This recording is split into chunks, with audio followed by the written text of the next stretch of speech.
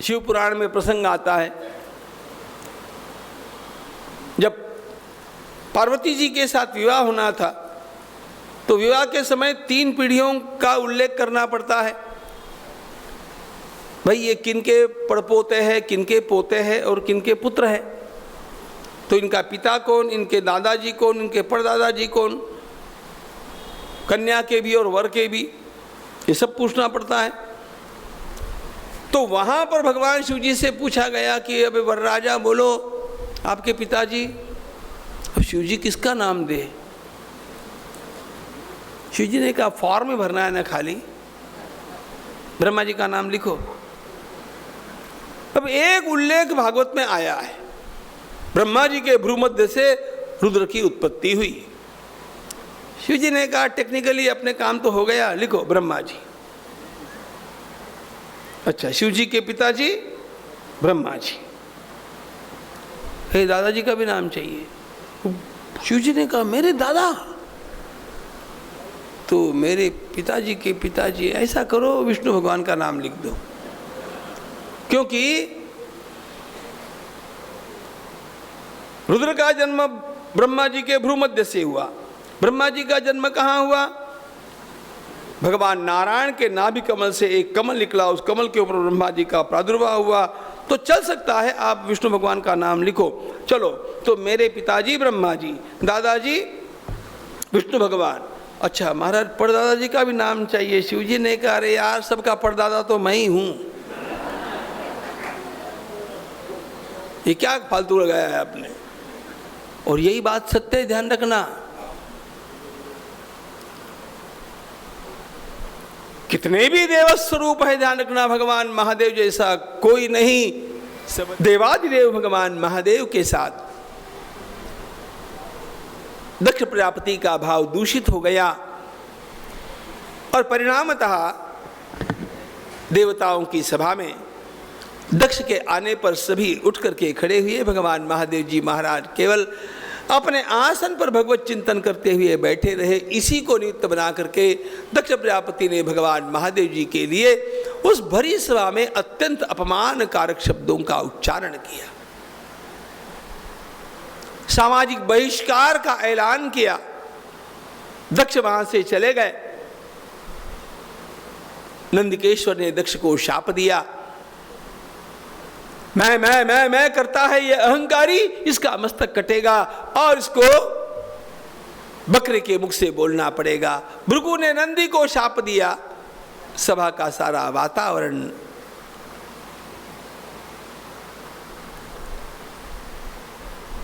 अव्यवस्थित हो गया। भगवान महादेव जी महाराज के ऊपर कोई परिणाम नहीं, वे तो शांति के साथ अपने चल पड़े, कैलाश पर आए। पहले तो भगवती सती को इसका पता चला नहीं, लेकिन बाद में जब पता चला तो बड़ा दुख हुआ। अपने पति और अपने पिताजी के बीच में यह जो वैर की खाई निर्माण हो गई, वो चाहती है कि इसको मैं पाट दूं, लेकिन इसके लिए मुझे एक बार पियर जाने का अवसर मिलना चाहिए। और अवसर आया। दक्ष प्रजापति पदोन्नति के कारण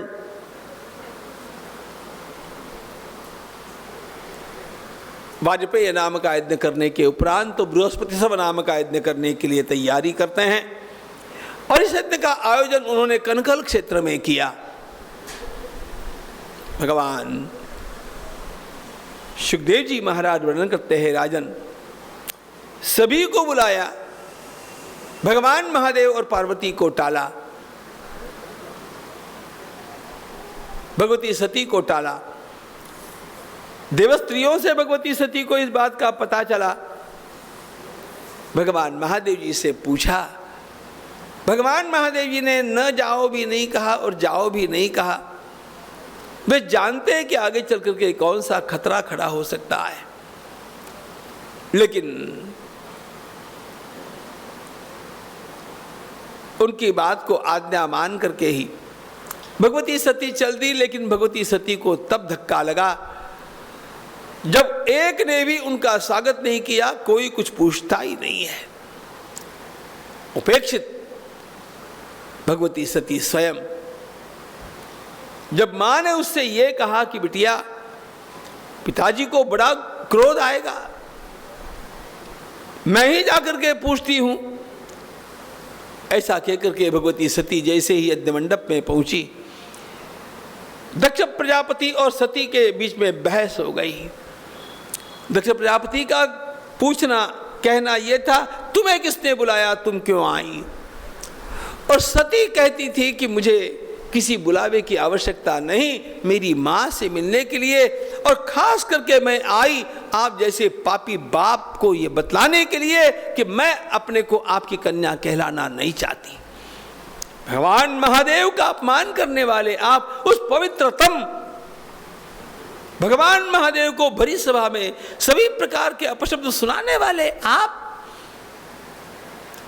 उत्तेजित होकर के भगवती सती ने यह कहकर के कि मैं अब अपने को आपकी कन्या कहलाना चाहती नहीं, आपके द्वारा निर्मित शरीर को मैं यहीं पर खत्म करूंगी, ऐसा कहकर के यज्ञ कुंड के समीप बैठी हुई भगवती सती ने अपने मूलाधार चक्र से योगाग्नि का उत्थापन किया और योगाग्नि की ज्वाला में सती का दिव्य शरीर जलने लगा।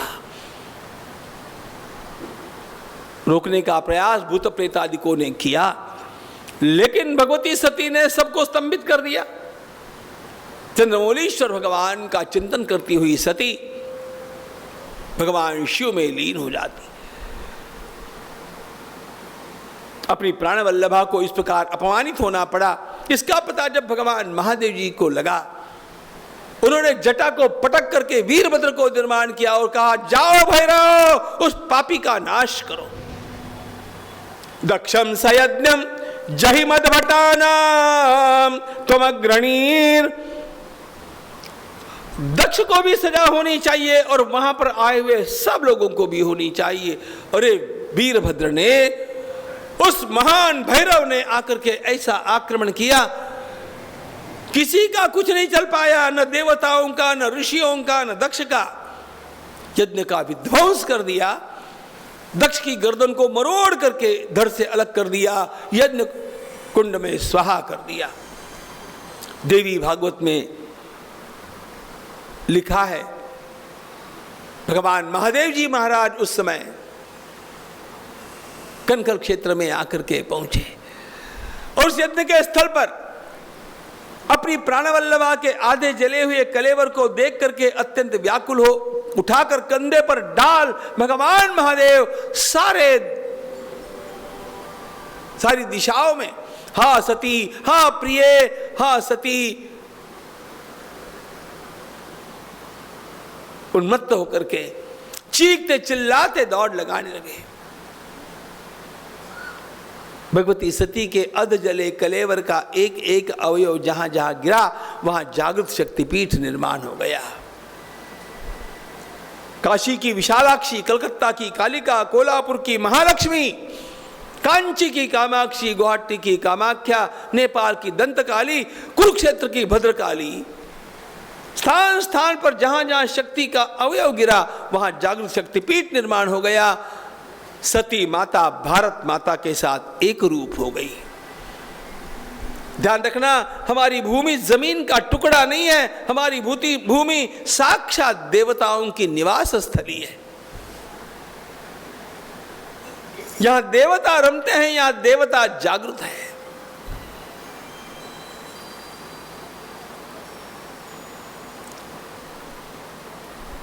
दक्ष के यज्ञ में जो आहत हुए देवता, घायल देवता आकर के ब्रह्मा जी को साथ में लेकर के भगवान शिव जी की शरण में आकर के पहुंचते हैं और उनको मना करके जब भगवान शिव जी को लेकर के पुनः कनकल में जाकर के और उनसे प्रार्थना करते हैं, भगवान महादेव जी महाराज की एक कृपा दृष्टि से जितने मर गए थे सब पुनः जीवित हो गए, सभी के अवयव भी ठीक हो गए।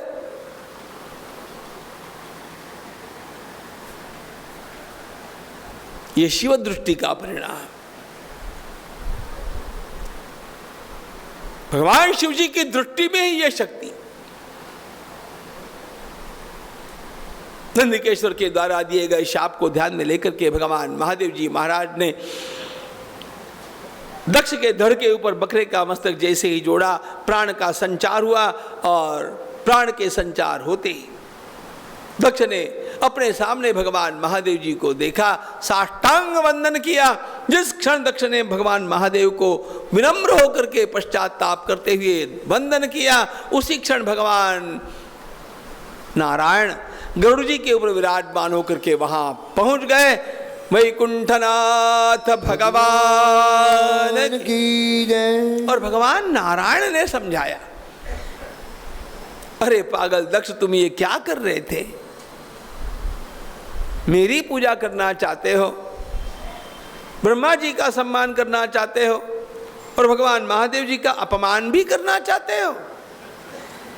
अरे तुमने हमें तीन कैसे मान लिया? हम तीन दिखते हैं लेकिन तत्वतः हम एक है। एक होकर के भी तीन है और तीन होकर के भी एक ही है। कोई छोटा नहीं, कोई बड़ा नहीं। देवताओं में इस प्रकार का कभी भी हम लोग भेदभाव या तुलना करने का दुस्साहस नहीं करें। भारतीय परंपरा हम लोगों को यही सिखाती है, जिसको जो रूप प्रिय है उस रूप की आराधना करना। लेकिन किसी भी अन्य का रूप भगवान का रूप नहीं है, ऐसा अपने मन में भी नहीं लाना। सर्वम खल्विदम ब्रह्म नेह नानास्ति किंचन। हमारी परंपरा तो कण कण में एक ही परमात्मा को देखने वाली परंपरा है। तेरे नाम अनेक तू एक ही है, तेरे नाम अनेक तू एक ही है, तेरे रूप अनेक तू एक ही है, तेरे रूप अनेक तू एक ही है। हर देश में तू, हर वेश में तू, हर देश में तू, हर वेश में तू, तेरे नाम अनेक तू एक ही है, तेरे नाम अनेक तू एक ही है, तेरे रूप अनेक तू एक ही है, तेरे रूप अनेक तू एक ही है। एक ही है, ये भारतीय सिद्धांत है।